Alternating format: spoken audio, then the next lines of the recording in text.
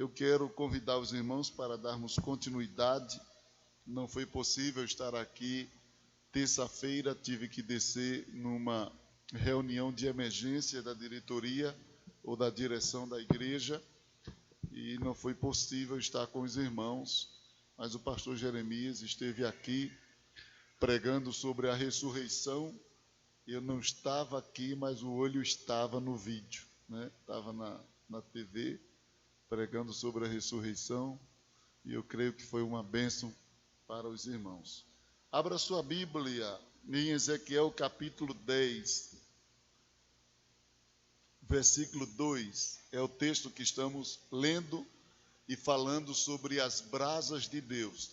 Os dois assuntos que ministramos já está no canal. Os irmãos que desejarem podem assistir, tanto no canal da igreja quanto no meu canal, PR Elmir Ribeiro. Os irmãos podem assistir. Está só a pregação no meu canal e no canal da igreja ou no canal de William está todo culto, todo culto. Capítulo 10, versículo 2 diz assim: E falou ao homem vestido de linho, dizendo: Vai por entre as rodas giradoras até debaixo do querubim, enche as tuas mãos de brasas dentre os querubins e espalha-as sobre a cidade. E ele entrou à vista. Quantos dizem amém? Glória a Deus. Meus irmãos, nós estamos meditando sobre as brasas de Deus, especificamente sobre as finalidades das brasas de Deus. Já falamos aqui sobre o prelúdio do ministério do profeta Ezequiel.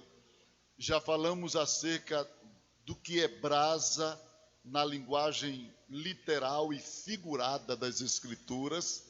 E introduzimos especificamente os tópicos deste assunto, mostrando algumas finalidades das brasas do Senhor, das brasas de Deus. E especificamente nesse texto, porque falamos das brasas dentro da missão do sacerdote, falamos das brasas na missão dos serafins, ou do serafim, que tocou na língua de Isaías. Falamos das brasas na atitude do crente para com os seus inimigos, as pessoas que lhe declaram ou que declaram-se inimigos do crente, como o crente deve fazer, e as atitudes do crente é figuradamente considerada como uma brasa que inflama a consciência através de atitudes nobres. Amém? Falamos sobre a experiência de Davi, as brasas na experiência de Davi, quando ele teve aquela visão de Deus montando sobre um querubim e voando. E ele disse que aonde Deus passou, brasas de fogo se acenderam.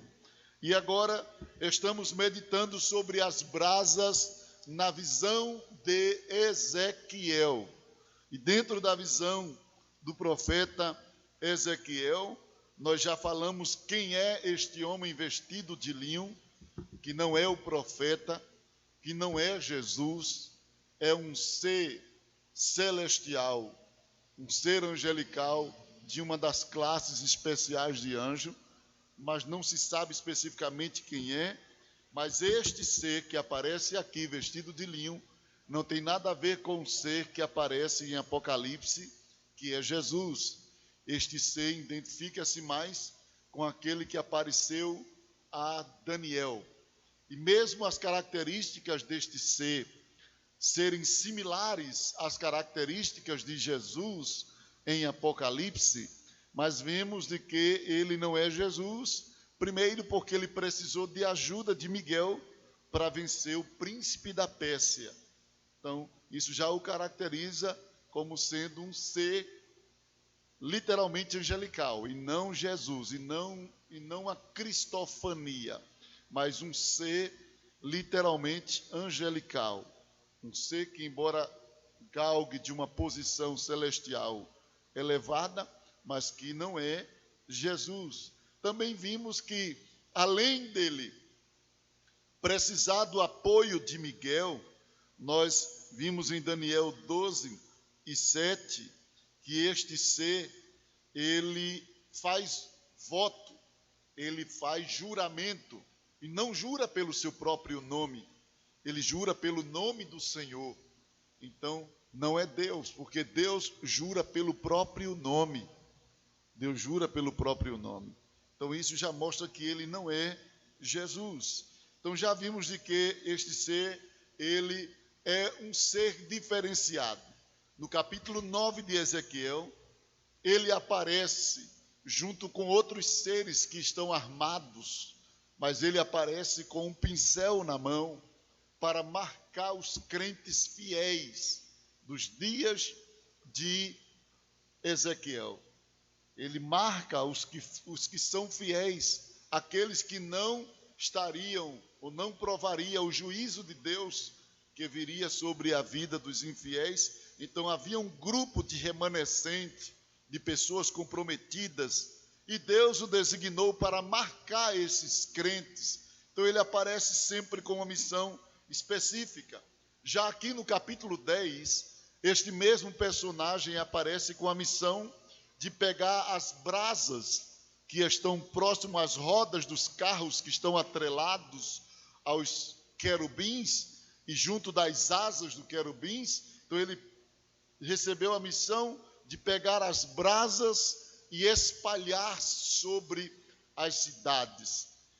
E a visão de Daniel, ou melhor, de Ezequiel, estava voltada para este personagem.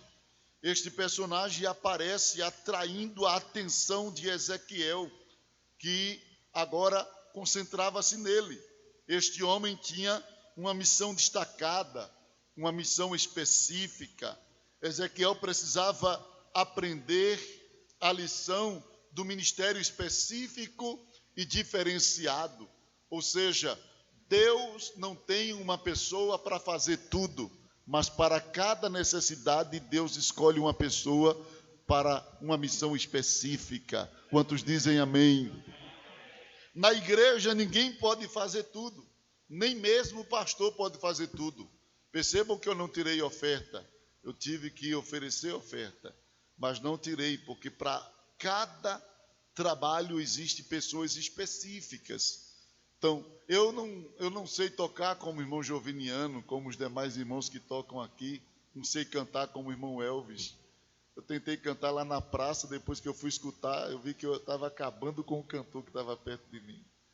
Então, cada um na sua missão. Eu canto porque eu gosto de cantar, mas não porque eu canto bem. Mas cada um na sua missão. Deus tem pessoas para missões específicas. Quantos dizem amém por isso? E a gente precisa entender isso, irmãos, porque se a gente não entender isso, a gente vai se atrapalhar. A Bíblia diz: cada um fique na vocação que foi chamado. É claro que isso está dentro de um contexto de casamento, solteirismo, dentro de um contexto de escravo, senhor, mas a gente pode fazer uma aplicação também aos talentos, às coisas espirituais. E Paulo diz que cada um fique na vocação que foi chamado. Então, dentro da visão de Ezequiel, as brasas, ela tinha a finalidade, primeiro, inflamar o missionário. Inflamar o missionário.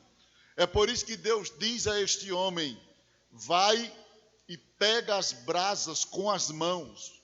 Deus não mandou ele usar um recipiente, uma pá, uma vasilha. Deus deu ordem para que este homem pegasse as brasas com as mãos. E a ideia ali é mostrar a Ezequiel, que é o profeta, que não tem como fazer missão, não tem como inflamar a cidade, sem primeiro ser inflamado. Não tem como você levar uma mensagem a alguém sem que primeiro receba a mensagem. Não tem como você pregar o evangelho sem ter o evangelho. Não tem como você cumprir uma missão sem se submeter a uma missão. Não tem como. É impossível. a pessoa ser algo sem que primeiro passe pelas etapas de Deus. Ninguém pode ensinar se primeiro não sentar para aprender ou para aprender. É necessário que a gente siga literalmente os ciclos, as etapas, os propósitos de Deus para as nossas vidas. Quem me entende, diga amém. Então, a finalidade nesta visão das brasas era mostrar a Ezequiel que antes de inflamar a cidade, é preciso ser inflamado pelas brasas de Deus. É preciso ser inflamados. E existem algumas condições para sermos inflamados pelas brasas de Deus.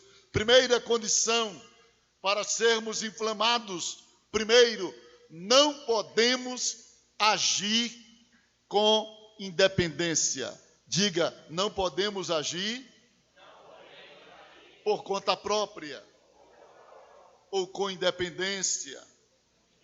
Então a Bíblia diz assim, no versículo de número 2: e falou ao homem vestido de linho, dizendo: vai. Isso aqui é uma ordem. Vai. Ele não foi por conta própria pegar brasa para inflamar a cidade, não. Ele ouviu uma ordem. Ele recebeu uma ordem. Ele recebeu um mandado do Senhor. Ele recebeu de Deus uma direção. Então, na obra de Deus não existe em canto nenhum liberdade para se fazer a obra de maneira independente, sem que esteja debaixo de uma ordem, sem que esteja debaixo de uma direção. Então, ninguém pode ser inflamado se agir com independência. É preciso se submeter à ordem. Não podemos ser autônomos na obra de Deus. Não podemos nos declararmos missionários. Não podemos nos declararmos pastores. Não podemos nos declararmos presbíteros. Eu estou aqui porque recebi uma ordem. Para eu começar este trabalho aqui em Petrolina, o pastor Messias deu a ordem lá: comece e depois eu vou lá dar a posse oficialmente. Eu não vim aqui por conta própria. Quando entreguei minha carta de desligamento na IEADPE, eu não comecei o trabalho por conta própria. Eu desci, passei 15 dias lá embaixo, esperando o pastor Hélio chegar com a ordem. Enquanto a ordem não chegou, eu fiquei lá. Depois que a ordem chegou, teve a reunião. Foi passada as orientações do pastor Messias. É tudo debaixo da ordem. Ninguém pode fazer as coisas sem uma ordem. Ninguém pode fazer as coisas sem a direção de Deus. Olha, nós compramos uma mesa para não ter esses barulhos. Ajuda aí, irmão Joviniano. Nós, a igreja, viu, irmão? Não fui eu, não. É a igreja. Então, tudo tem que ser dentro dos princípios de Deus. Não é uma animação. Não é um querer apenas. Tanta coisa que eu quero, mas não posso. Eu espero a ordem. Porque se não tiver ordem, meu querer fica aqui, esperando a ordem chegar. Quando Saul tentou fazer sacrifício sem ordem, Samuel chegou, não deu certo para ele, não. Não é bom fazer as coisas sem ordem, sem autorização. Então as coisas têm que andar dentro de princípios. Amém, meus irmãos? Isso é importante, querido. E precisamos estar ensinando, porque hoje existe gente de todos os tipos por aí. Existem pessoas de todas as classes por aí. Existem pessoas aventureiras por aí. Hoje eu passei o dia orando, meditando, estudando, escrevendo um livro. Toda terça, olha, nem ligue para mim que eu não atendo mais não na terça-feira, não. Passo o dia inteiro. Recebi um conselho de um obreiro: pastor, o senhor não tem que estar por aqui não nas terças. É verdade. Eu parei de atender na terça-feira aqui no gabinete. Eu me isolo e só saio na hora de vir para o culto. E hoje eu passei a manhã escrevendo num lugar bem isolado, no sítio lá do irmão Paulo. Não levo nem minha esposa, nem menino nenhum. É só eu e ele, né? Fica lá orando, estudando. E passei o dia lá e hoje eu escrevi sobre obreiros nômades. Obreiros nômades. Eu estava pesquisando, que eu estou escrevendo um livro, e hoje o Espírito Santo me falou sobre obreiros nômades. Obreiros que não sabem o que quer, não sabem o que é, não sabem para onde vai. Assim. Direção de Deus, irmãos, é a melhor coisa. Não se segue uma pessoa que não sabe onde quer chegar. Como é que vai guiar se ele nem sabe nem onde é que quer chegar? Não pode ser assim. A Bíblia mostra-nos que quando o coração é inflamado pelo Espírito, pelas brasas de Deus, antes de ser inflamado, primeiro sai uma ordem. Uma ordem. Segundo, para sermos inflamados, temos que estar vestidos diante de Deus. Veja o que é que o texto diz. E falou ao homem o quê? Versículo 2. Quem está com a Bíblia aberta?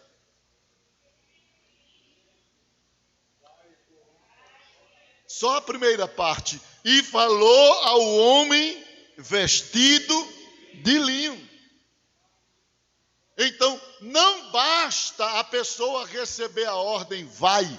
É preciso estar vestido. Deus estava ensinando a Ezequiel, na minha obra, quem trabalha tem que estar vestido. Ezequiel, nesse ministério, como meu representante para trabalhar, tem que estar vestido. E eu vou mostrar o que é estar vestido aqui à luz das Escrituras. Porque tem muito crente sendo enganado por Satanás. Às vezes sonha nu, né, despido. Ai, meu Deus, eu perdi a comunhão porque eu sonhei que eu estava nu.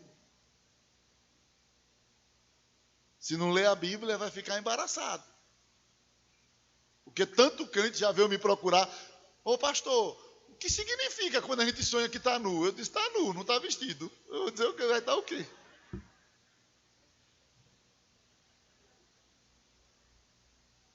Se eu perguntar aqui, que eu não quero que ninguém se acuse, não vai criar a imaginação dos crentes nus, né? Mas se eu perguntasse, quem já sonhou que estava nu, ia ser tanta mão, irmão. Mas as pessoas não lêem a Bíblia para procurar entender os sonhos pelas Escrituras. Aí se embaraçam. Na Bíblia, querido, a palavra nu, desnudo, despido, no original, é uma palavra que indica tanto nudez absoluta, quanto nudez parcial, em parte. Mas quando é traduzido, ela indica nudez. A gente só entende que é uma nudez parcial quando a gente analisa o contexto.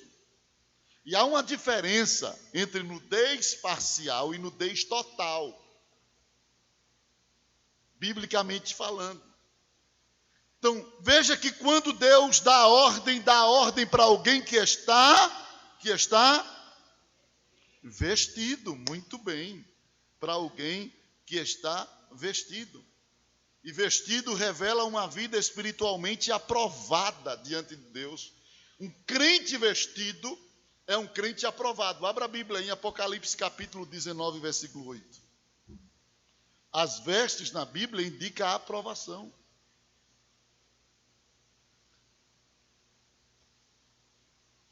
Capítulo de número 19, versículo de número 8. Diz assim: e foi-lhe permitido que de linho fino, vestisse de linho fino, resplandecente e puro. Aí ele diz o quê? Pois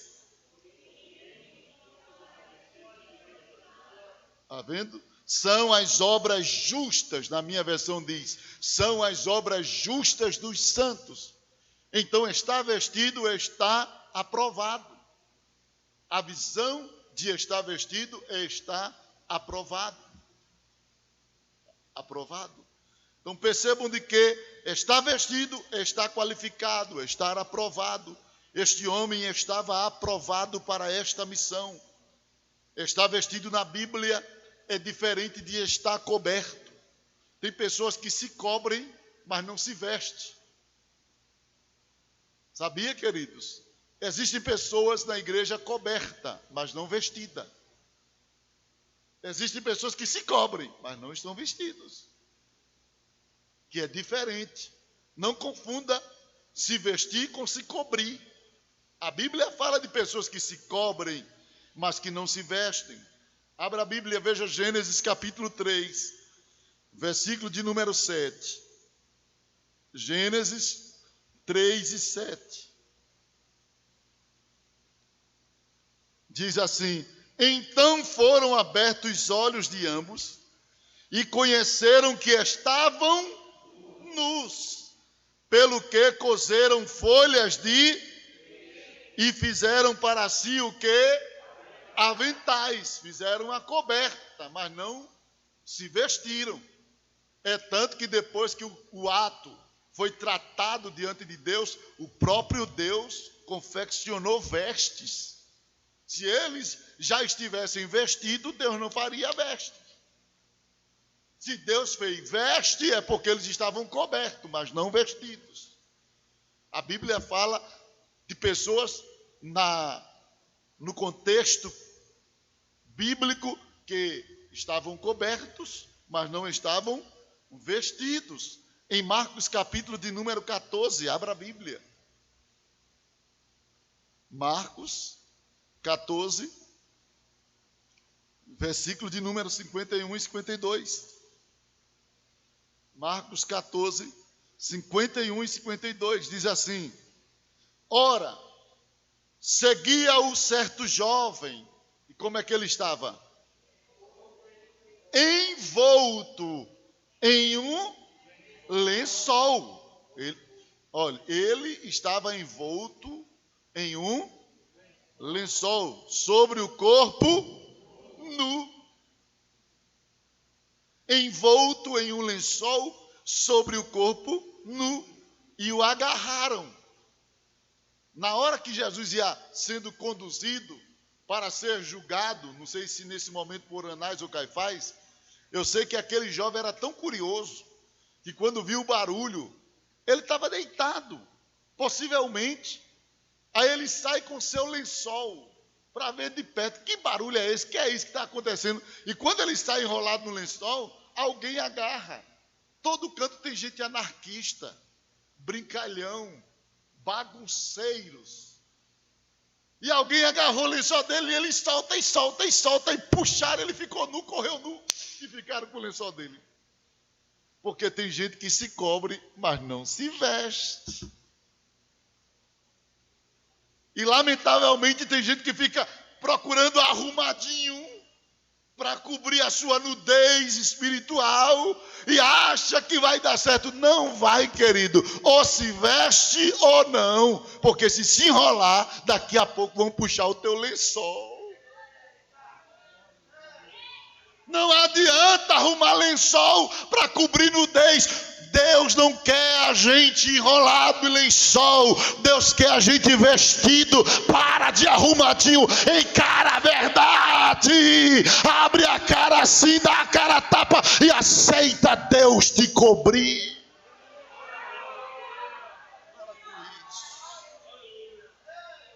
Para de arrumadinho e querer justificar aqui, e querer justificar. É porque isso aqui, para disso, daquilo. Aceita que tu precisas de uma roupa do céu. Aceita. Porque quem anda enrolado em lençol passa constrangimento. Mais cedo ou mais tarde vão descobrir que tu está nu. Mais cedo ou mais tarde vão puxar teu lençol e vão descobrir que tu está nu. Não é melhor enfrentar logo e dizer: Senhor, que nem Adão, eu vi que eu estava nu, Senhor. Não é melhor enfrentar logo como Adão fez, sair de detrás das árvores, parar de ficar arrumando alguns negocinhos de figueira para cobrir algum agasalho. Não, encara logo Jesus, encara logo o Senhor. Diz: vem cá, Senhor, aconteceu isso comigo e meus olhos se abriram, eu estou vendo que eu estou nu, eu não sei o que é que eu faço. Jesus vai dizer assim: eu sei, eu tenho vestes para te cobrir e te vestir. Tem gente que peca e corre de disciplina. Eu não vou ser disciplinado, eu não vou ser isso. Aí fica mentindo, enrolado. Aí vai para a igreja, muda de igreja, vai para tal igreja. Acha que quem conserta ele é a igreja. E não é a igreja. Quem te conserta é Deus. E aonde tiver uma igreja verdadeira, onde tu chegar nu, a palavra vai bater. Porque tu não está nu diante da igreja, tu está nu diante de Deus. Então te conserta com Deus aqui mesmo, porque Ele já está aqui.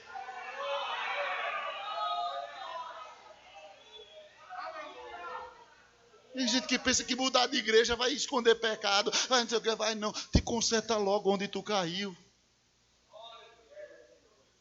Porque teu problema não é com a igreja, teu problema é com a nudez, que está prejudicando tua comunhão. Aí fica se enrolando em lençol.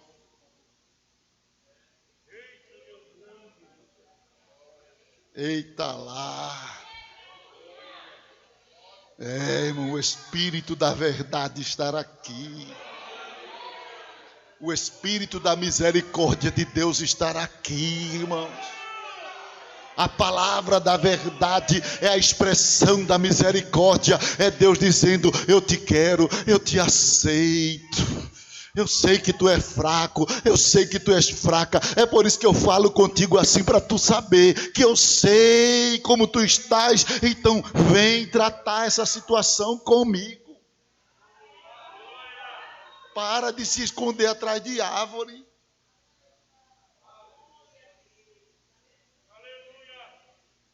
Glória a Deus.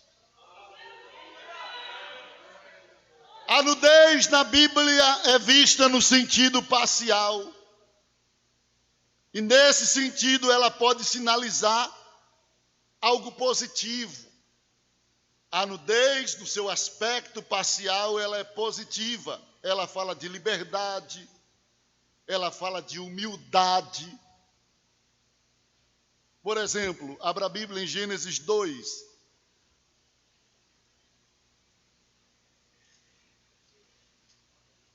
Versículo 25. Capítulo 2, versículo 25. Como é que diz aí? 1, 2, 3, já.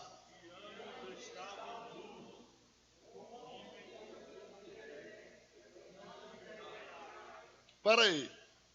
No capítulo 3, ele não estava nu? Sim ou não? E sentia vergonha? E por que no capítulo 2 ele estava nu e não se envergonhava? Porque no capítulo 2 não está falando da nudez absoluta. Está falando de uma nudez parcial. O que é a nudez parcial? É aquela que Deus vê, mas o homem não vê. Porque há uma auréola de Deus ali. A própria pessoa não vê. Porque há uma glória de Deus.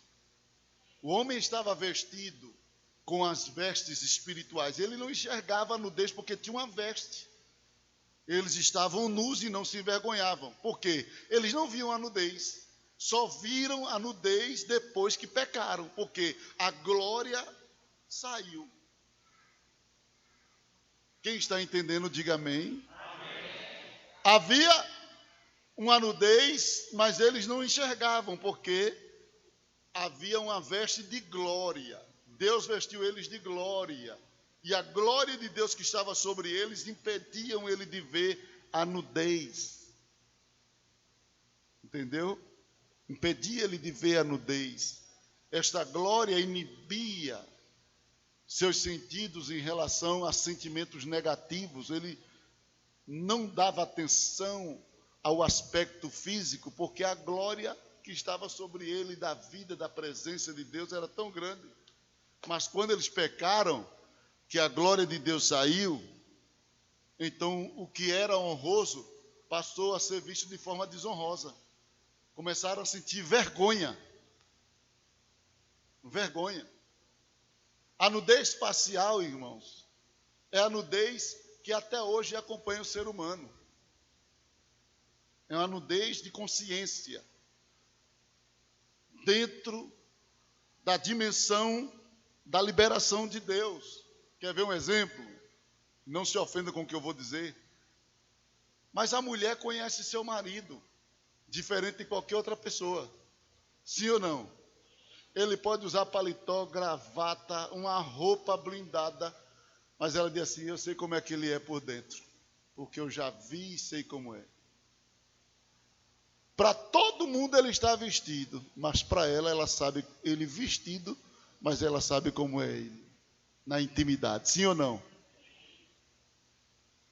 Então, para Adão e para Eva estava vestido, mas Deus já sabia a intimidade. Por isso que a Bíblia diz: estavam nus. Porque para Deus, que já conhecia como ele já era, sabia que eles estavam nus. Sabia como era a intimidade deles.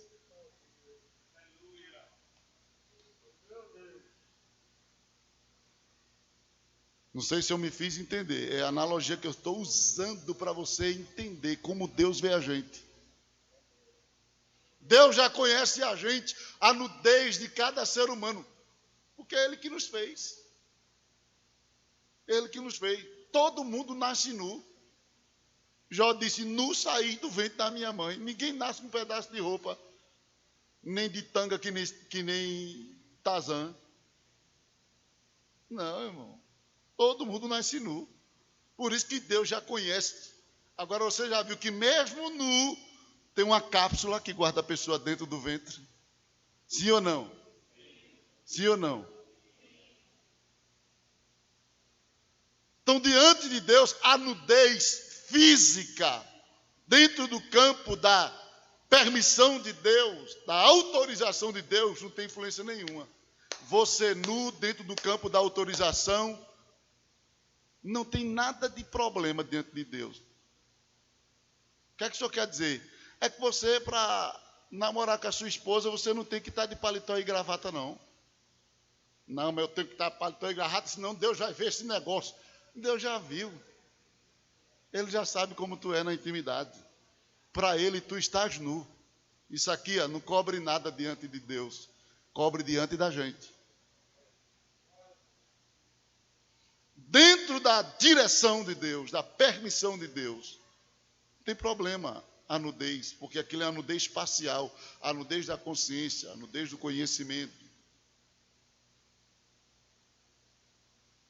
Deixa eu tentar ser mais claro. A nudez na Bíblia, no aspecto parcial, ela pode estar se referindo à tirada de uma peça de pano e deixando a outra.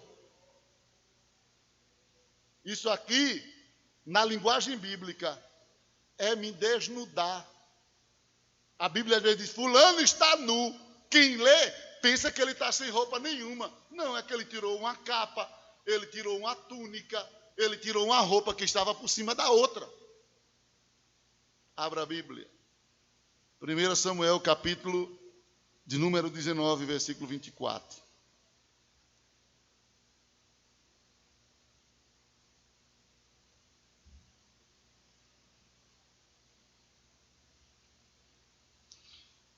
Capítulo 19, versículo 24.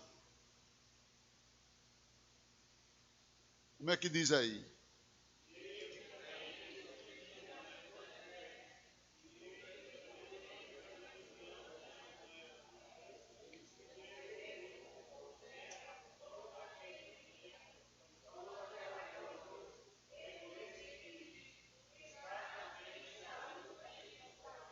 Segura aí.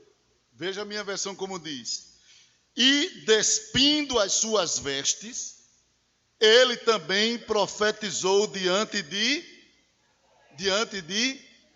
para aí, o Espírito Santo vai estar usando uma pessoa nu. Nu. Como é isso? O Espírito Santo é indecente? Existe indecência na ação do Espírito Santo? Ele vai estar usando a pessoa nu nesse aspecto aqui para profetizar nesse contexto? Não, é que Saul tirou as vestes de rei. Ali é que Saul removeu as vestes de rei e ficou semelhante a um escravo, a um servo. Quando ele fez isso, o Espírito Santo... Aí a Bíblia diz que ele passou aquele dia todo, aquele período todo, diante de Samuel, profetizando nu. Nu aqui é sem as vestes reais. Amém, meus irmãos? É isso que é nudez parcial. É quando a pessoa tira as vestes. Foi o que aconteceu. Foi o que aconteceu com Adão. Ele removeu as vestes da glória, porque ele estava vestido com uma veste parcial, mas removeu aquela veste da glória de Deus. E aqui a gente vê nu por terra, todo aquele dia e toda aquela noite, pelo que se diz, está também Saul entre o quê? Os profetas. Mas não era nu, desnudo, sem roupa nenhuma, porque o Espírito Santo está agindo através da humildade. Então, nu aqui fala da humildade, de uma ação de humildade de Saul. Envolveu-se com humildade, o Espírito Santo moveu-se sobre ele. Quem me entende, diga amém. Amém. Senão eu vou ficar detido aqui para estar explicando isso várias vezes. Mas nudez absoluta, a nudez absoluta já é algo mais sério. Geralmente está atrelado a... pelo menos há 5 elementos, a nudez absoluta na Bíblia. Primeiro, reprovação, perda de comunhão. A nudez absoluta, ela representa perda de comunhão. Perda de comunhão. Gênesis 3 e 7 e o versículo 21. Gênesis 3 e 7, versículo 21. Apocalipse capítulo 16, versículo 15. Apocalipse 16 e 15. O alerta de Deus para a igreja foi este. 16 e 15. Eis que venho como ladrão. Bem-aventurado aquele que vigia e guarda o quê? Para que não ande e não se veja a sua... Agora já é nudez absoluta, porque já se vê a vergonha. Mas ninguém diz que viram a vergonha de Saul. Diz que ele estava nu, mas não diz que viu a vergonha dele. Mas aqui já fala de uma nudez que se vê a vergonha. A mesma de Adão. Ele diz, vi que estava nu. E quando ele vê que está nu ali, é porque ele enxerga a sua intimidade diferente. Diferente. 2. Nudez absoluta fala de destituição de retidão. Perda da verdade. Uma pessoa, quando na Bíblia é vista nu completamente, pode se referir a perda de comunhão, reprovação, e pode se referir a destituição de retidão, perda da verdade. É quando a pessoa está presa em uma vida de mentira. Esta pessoa está nua diante de Deus. Quando a pessoa está vivendo uma falsidade, esta pessoa está nua diante de Deus. Quando a pessoa está fingindo ser o que não é, esta pessoa está nua diante de Deus. Abra a Bíblia, veja o que diz Apocalipse 3 e 17. Apocalipse 3 e 17. Porquanto dizes, e o que é que o pastor daquela igreja dizia, os crentes daquela igreja falavam, o que é que eles diziam de si mesmo? Rico sou, e o quê? E estou enriquecido, abastecido, tenho de sobra. Que mais? Não sinto necessidade nenhuma, alguma. E o que mais?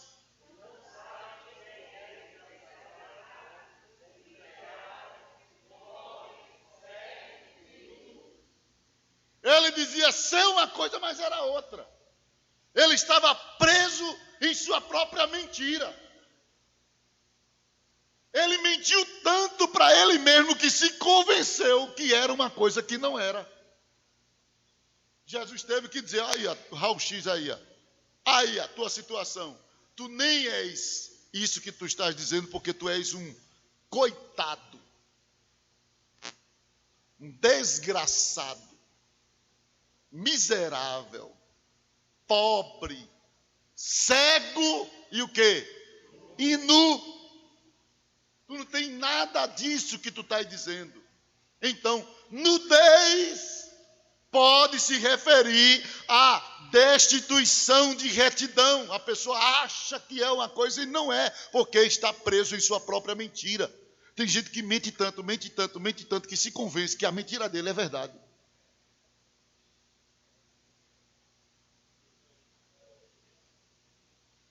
Tem gente que mente tanto, que a mentira dele engana ele mesmo. E eu não estou brincando, não. Sansão mentiu tanto, que depois ele mesmo se enganou. Quando o espírito já tinha saído dele, ele, sairei como antes e pelejarei. Mentiu tanto que ele mesmo se enganou com a mentira dele. Achou que tinha o que não tinha mais. Então, nudez pode se referir à destituição de retidão. A pessoa pensa que é, mas não é mais. Porque a pessoa já está com a mente presa ao engano. 3. Nudez pode falar de privação do favor divino. Às vezes a nudez na Bíblia está se referindo a alguém que está se sentindo privado das bênçãos de Deus. E a linguagem que esta pessoa usa é, estou nu. Veja o que é que diz a Bíblia no Salmo 141, versículo 8. Salmo 141, versículo 8.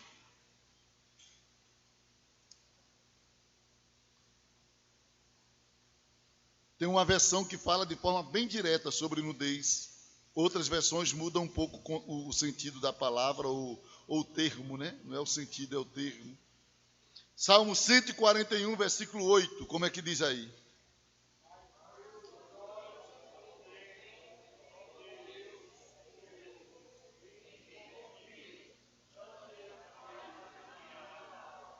Não, que essa de Elvis aqui parece que fala. Olhe, não desnudes a minha alma. Aí outra versão diz, não me desampara. Então, nudez pode se referir a uma pessoa que está se sentindo privado da proteção, do cuidado de Deus. A pessoa diz, eu estou nu. Na linguagem bíblica, ele está dizendo, estou sem proteção nenhuma. Estou sem proteção nenhuma. Então, nem sempre, quando você sonha sobre nudez, Deus está dizendo que você está em pecado. Às vezes Ele está dizendo, você está sem a minha proteção nisso que você vai fazer. É Deus mostrando que a pessoa vai agir por conta própria. Que Deus não vai estar como guarda daquela pessoa. Não vai fornecer proteção a ela naquela atitude. Aí a pessoa sonha que está nu. Às vezes é isso. Eita lá, Deus está respondendo um bocado de coisa, né?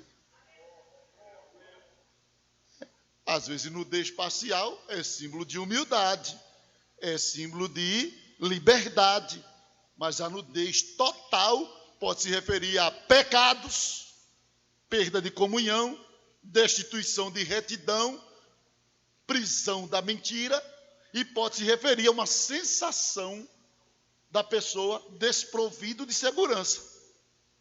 Desprovido de segurança. Quem me entende, diga amém.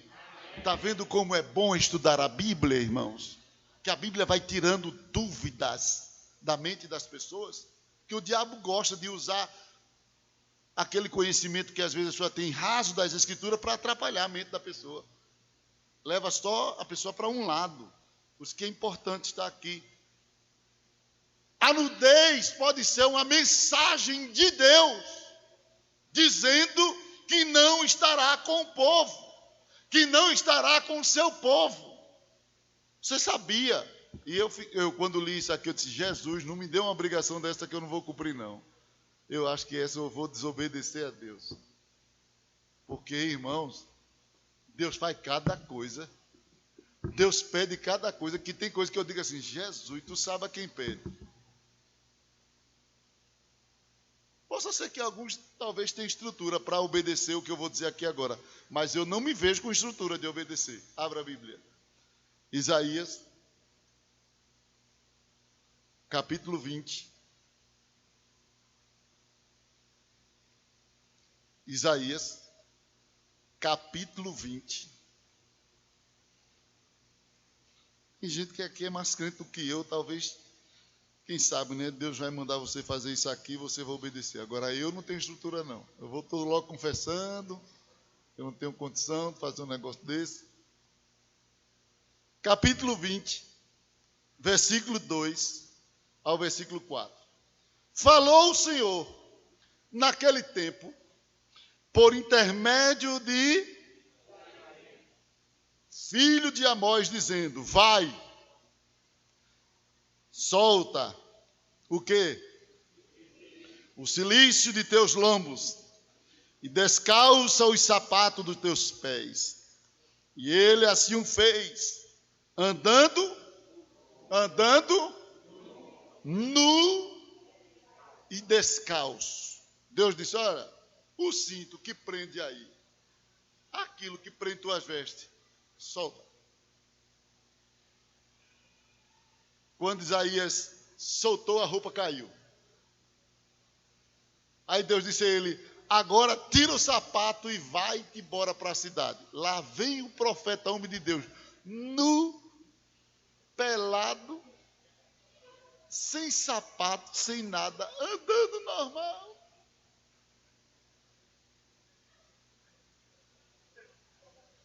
Você pensa que foi um dia? 3 o quê? 3 anos nu. Quem tem condição de obedecer essa ordem aqui, levante a mão que amanhã a gente já chama aqueles cabas que prendem os doidos aí. Porque se fosse hoje, aquelas camisas de força, se fosse hoje. Mas eu fiquei olhando assim, mas Jesus, como é que tu pede um negócio desse? É um servo teu. Camarada pregou tanto. Isaías era um dos maiores pregadores, irmãos. Quem mais pregou sobre Jesus no Antigo Testamento. Detalhes da vida de Jesus. Agora Deus diz a ele, Isaías, tira a roupa, descalça, 3 anos nu. Você encontra o homem de Deus, o pastor da época, na cidade, no shopping, comprando, quanto é um quilo de queijo aqui? Nu. O que é que você ia dizer? Esse pastor está doido. Era ou não era? Mas você está vendo que Deus pede coisa que para a gente é loucura? Mas Deus sabe por que estava pedindo isso. Deus estava dizendo, tu vai viver primeiro do que eles. O que o exército inimigo vai fazer com eles? A desobediência desse povo vai fazer com que eu não proteja eles. E eles sairão daqui nu, sem nada, cativo. A nudez era justamente uma revelação de que Deus não protegeria seu povo. Então veja que nem sempre nudez é pecado. Diretamente com a pessoa. Pode ser uma ação de Deus comunicando algo que está para acontecer, algo que ele vai realizar de juízo também sobre um povo, e mostrando que não vai protegê-los, que eles sairão sem nada, que tudo que eles haviam juntado não ia servir de nada. Então já me antecipei. Se tiver algum aí candidato que tem condição de obedecer como Isaías, O bom é que experiência não é doutrina. Isso aqui é uma experiência de Isaías. Se amanhã aparecer algum pastor assim, manda prender. Porque experiência não é doutrina.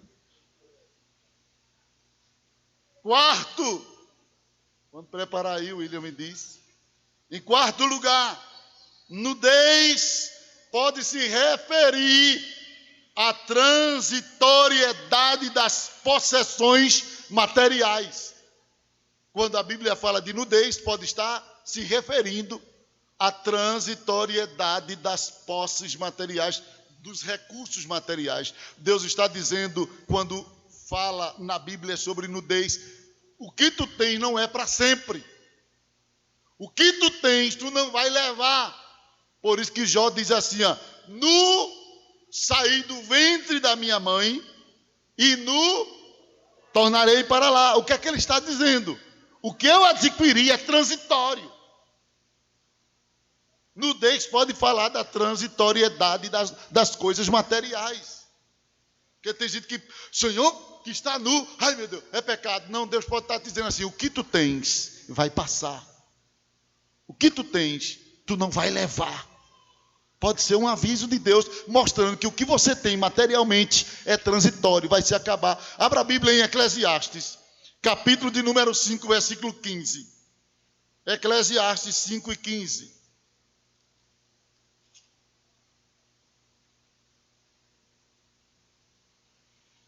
Como saiu o quê? Do ventre de sua... Assim também,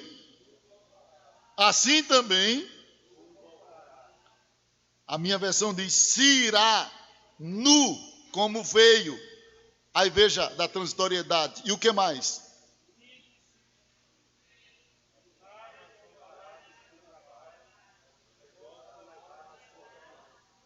Está vendo? E nada tomará do seu trabalho que possa levar na sua mão. Nu pode se referir à transitoriedade dos bens materiais. Tem nada a ver com pecado. Então, na Bíblia, a palavra nu tem vários significados.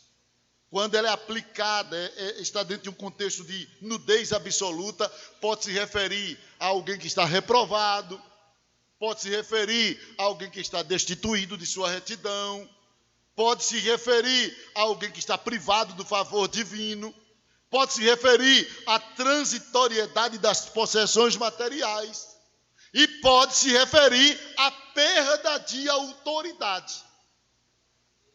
Uma pessoa desnuda pode estar se referindo também a alguém que perdeu a autoridade. E a gente encerra aqui para vermos aí o vídeo, se já estiver pronto, né? Colossenses 2 e 15, abra a Bíblia.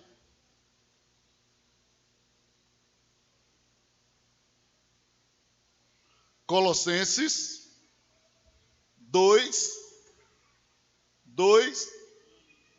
e 15. Como é que a Bíblia diz? E tendo que despojado os principados e potestades, os exibiu publicamente e deles triunfou na mesma cruz. Como é que diz a sua versão? 1, 2, 3, já.